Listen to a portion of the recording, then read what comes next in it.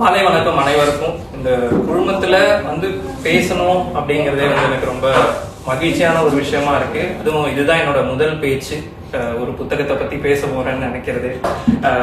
ஏன்னா வாசிக்கிற ஆர்வம் எனக்கு பெருசா இருந்ததில்லை. ஏன்னா நம்மளை சுத்தி அது நிறைய இருக்குன்னா அது மேல ஒரு ஆர்வம் வராது இல்லையா. அதனால அம்மா அப்பா 2 பேருமே நல்லா படிப்பாங்க. வீட்டுல தொலைக்காட்சி பெட்டி இருந்தது இல்லை. நான் கல்லூரி வரைக்குமே இருந்தது இல்லை. அதுக்கப்புறம் கலைஞர் தொலைக்காட்சி தான் முதல் தொலைக்காட்சி. அது மேலதான் மோகம் அதிகமா இருந்தது. ஒரு தொலைக்காட்சி, அதுல வர தொடர் படங்கள், இப்படிதான் ஒரு காதலும் தொலைக்காட்சி மேல ஒரு காதலும் இருந்தது. ஆனா சுத்தி புத்தகங்கள் இருக்கும், தொடர்த்துக்கு மட்டும் மனசு வராது. அது நிறைய இருந்ததுனாலவோ என்னவோ திகட்டிருச்சு முதல்லயே, அதனால தொடல. நான் படிச்ச புத்தகங்கள்லாம் எப்படின்னா, ஒரு திரைப்படத்தை பார்த்துட்டு போய் அந்த திரைப்படத்தை சரியா எடுத்திருக்காங்களான்னு அந்த புத்தகத்தை போய் பார்த்ததுதான் அதிக வாசிப்பு.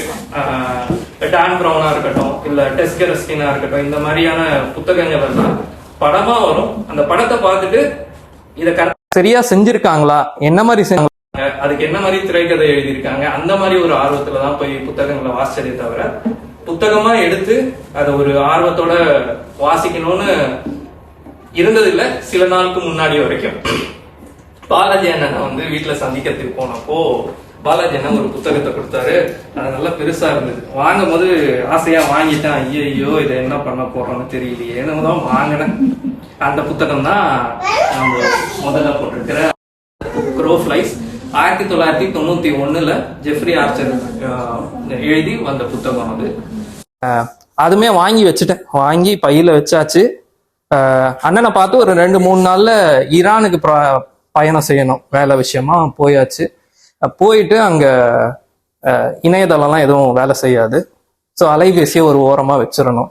வச்சுட்டு வேற என்ன பண்றதுன்னு பேகை தொலாவும் போது இந்த புத்தகம் இருந்தது. சரி எடுத்து வாசிப்போமே அப்படின்னு சொல்லிட்டு வாசிக்க ஆரம்பிச்சதுதான்.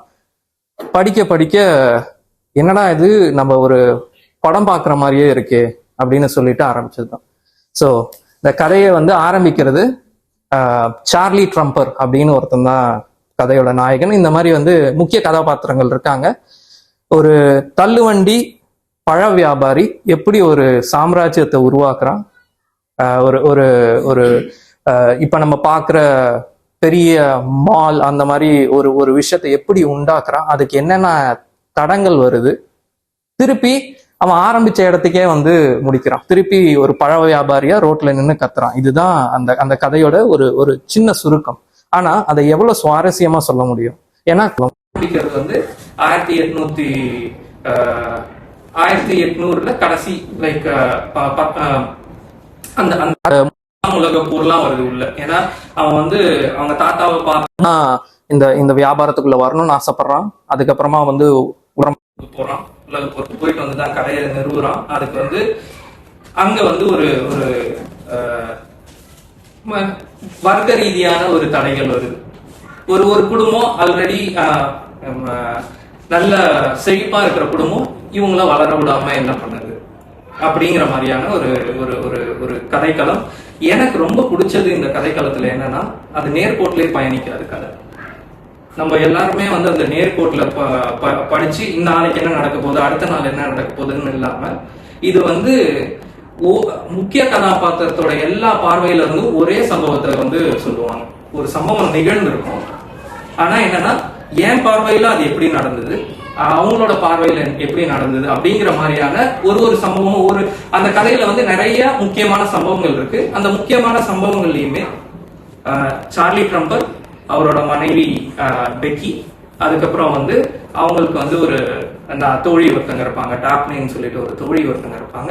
இதுக்கு எல்லாத்துக்கும் சேர்ந்து ஒரு ஒரு பெண்மணி, அந்த ஆதிக்க வர்க்கத்துல இருக்கிற ஒரு பெண்மணி, மிஸ்ஸஸ் ட்ரெட்டம் அப்படின்னு சொல்லிட்டு ஒருத்தங்க இருப்பாங்க. அதுக்கப்புறம் வந்து ஹாமில்டன் சொல்லி ஒரு ஒரு கர்னல் இருப்பார். இவங்களோட பார்வையில அந்த அந்த நிகழ்வு எப்படி நடந்தது அப்படிங்கிறது தான் நான் லீனியர் ஃபேஷன் அப்படின்னு. ஸோ நேர்கோட்ல பயணிக்காம இந்த மாதிரி நிறைய எனக்கு அது அந்த அந்த கதை எழுதின விதம் ரொம்ப பிடிச்சிருந்தது. இதை வந்து ஒரு படமாவே நம்ம எடுக்கலாம். ஸோ அந்த காட்சிகளை வந்து எனக்கு, ஏன்னா ஒரு நேர்கோட்டில் பயணிக்காம நம்மளோட தமிழ் படமானிலேயே இருக்கு. ஆனா வந்து அதை எவ்வளவு அழகா எழுதியிருக்காங்க அப்படிங்கிற அந்த அந்த அந்த ஒரு ட்ரீட்மெண்ட் எனக்கு ரொம்ப பிடிச்சிருந்தது. எனக்கும் அதே மாதிரி என்ன கதை ஏன் ரொம்ப இழுத்துச்சு அப்படின்னா, என்னோட பயணிக்கிறவங்களுக்கு தெரியும் எனக்கு பயணம் பண்றது ரொம்ப பிடிக்கும். இது வந்து யூகேல ஆரம்பிச்சாலும் பிரான்ஸ் போகும், பிரான்ஸ்ல இருந்து ஜெர்மானியா போகும், ஆஸ்திரேலியா போகும், அதுக்கப்புறம் அமெரிக்கா போகும், திருப்பி முடியறது வந்து யூகேல தான் போகும். ஸோ என்னையும் கூட்டிட்டு போற மாதிரியான ஒரு ஒரு ஒரு ஒரு ஒரு ஸோ அதனாலேயே எனக்கு ரொம்ப உந்துதலோட படிச்சேன்னு சொல்லலாம். ரொம்ப சீக்கிரம் முடிச்ச புத்தகம்னு நினைக்கிறேன். அவ்வளோ பெரிய புத்தகத்தையும் எனக்கு தெரிஞ்சு வேலை முடிச்சுட்டு இரவு வந்து ஹோட்டலில் தூங்குறதுக்கு முன்னாடி எடுத்து படிச்சு ஒரு 4 நாள்ல முடிச்சுட்டேன். இது வரைக்கும் அந்த மாதிரி எந்த புத்தகத்தையுமே இதுவரைக்கும் படிச்சது, டான் பிரபு புத்தகத்தையுமே நான் அந்த மாதிரி படிச்சது கிடையாது. அதுக்கப்புறம் அண்ணா கிட்ட இன்னொரு ஒரு புத்தகம் வாங்கிட்டு போனேன், ஒரு தமிழ் புத்தகம். அதை வந்து அடுத்த மாசம் பேசுறேன்னு, அதுக்கு இப்பவே பேரையும் கொடுத்துருவேன். அது அந்த புத்தகம் வந்து இதுவாவது 3 நாள் ஆச்சு. அந்த புத்தகம் ஒரு மாலையில முடிச்சுட்டேன். அண்ணனுக்கு இரவு தொலைபேசியில அழைச்சு பேசணும், ஆனா அவரை தொந்தரவு செய்யக்கூடாதுன்னு காலையில வரைக்கும் பொறுமையா இருந்துட்டு கூப்பிட்டேன். அந்த புத்தகத்தை பத்தி அதுவும் பயணம் அது சம்பந்தப்பட்ட ஒரு ஒரு அதனால எனக்கு நெருக்கமா இருந்தது. இதெல்லாமே இந்த கதையோட ஒரு ஒரு நல்ல அம்சங்களா பார்க்கிறேன். எனக்கு சில விமர்சனம் இருந்தது அந்த அந்த ஒரு ஒரு ஒரு கதையில இல்ல, அந்த எழுத்தாளர் அவரோட மனநிலை எப்படி இருக்கு அப்படிங்கிறது. ஜெஃப்ரி ஆர்ச்சர் ஆங்கிலேயர், அவருக்கு உண்ட அது இல்லாம இது வந்து இந்த போர், முதலாம் உலக போர், 2வது உலக போர் எல்லாம் வந்து இதுல வருது. அவரோட அவரோட நினைப்பு எப்படி இருக்குன்னா, ஆங்கிலேயர்கள் அவங்க வந்து எப்பவுமே முதலானவர்கள், ஆஸ்திரேலியர்கள் வந்து அவங்களும் ஆங்கிலேயர்கள் தான். என்னன்னா இங்க தப்பு செஞ்சவங்களுக்கு அங்க சிறையில் அடைக்கிறதுக்காக கொண்டு போன மக்கள் தான் அங்க வந்து வியாபிச்சு அங்க பெரிய ஆளுங்களா இருக்காங்க ஆஸ்திரேலியர்கள். இந்தியர்களை பத்தி அவர் பேசுறதுக்கு விரும்பல. கதையில இந்தியா வரும், ஆனா இந்தியர்களை பத்தி பேச விரும்பல, ஏன்னா அவங்க வந்து நம்மளுக்கு அடிமைகளா இருக்காங்க. ஆஸ்திரேலியாவை பத்தி ஒரே லைன்ல முடிச்சிருப்பார். அந்த அந்த அந்த 600 பக்க புத்தகத்துல ஆப்பிரிக்காவை பத்தி வந்து ஒரே ஒரு வரி மட்டும்தான் இருக்கும். இது வந்து எனக்கு எப்படி தோணுதுன்னா, அந்த எழுத்தாளரோட மனம் எப்படி இருக்கு, ப்ளூ பிளட். நாங்க எப்பவுமே வந்து ராயலான ஆளு, நாங்க தான் முதன்மையானவர்கள், எங்களுக்கு வந்து எங்களுக்கு கீழே தான் எல்லாம். ஆஸ்திரேலியாவை வந்து நாங்க சேர்த்துப்போம், என்னதான் திருடங்களை நாங்க அமைச்சிருந்தாலும் அவங்க எங்களோட இனம் தான், அவங்கள நாங்க எழுத்துப்போம். அமெரிக்கர்கள் மேல வந்து ஒரு அதீத பிரியம் அந்த புத்தகத்துல நான் பார்த்தேன்.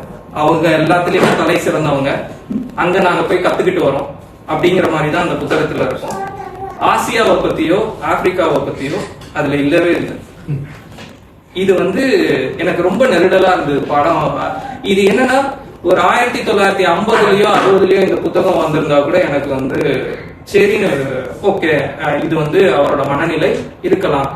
1991 92ல வந்த புத்தகத்திலையும் இதே மனநிலை தான் இருக்கு அப்படின்னா அது சரியானதா எனக்கு படல. அந்த விமர்சனம் வந்து எனக்கு இருந்தது. அதுதான் இங்க பேசுறதுக்கான உந்துதலுமே எனக்கு. நம்ம வந்து ஆங்கிலேயர்கள் அவங்களோட நாவல் ரொம்ப அழகா இருக்கு, எல்லாம் நல்லா இருக்கு, ஆனா அவங்க இன்னமுமே அவங்க வந்து அவங்களோட வட்டம் ரொம்ப சின்னதா இருக்கு. அதை தாண்டி அவங்க வரமாட்டேன்றாங்க. அவங்க தான் எல்லாத்துலயும் மேலோங்கி இருக்கிறதா அவங்க நினைச்சிட்டு இருக்காங்க. அது எல்லாத்துலயுமே வெளிப்பாடாகவும் இருக்கு. ஸோ இதுதான் என்னோட முதல் புத்தகம். வாய்ப்புக்கு ரொம்ப ரொம்ப நன்றி. அடுத்த சந்திப்புல கண்டிப்பா ஒரு தமிழ் புத்தகத்தை பத்தி பேசுறேன்.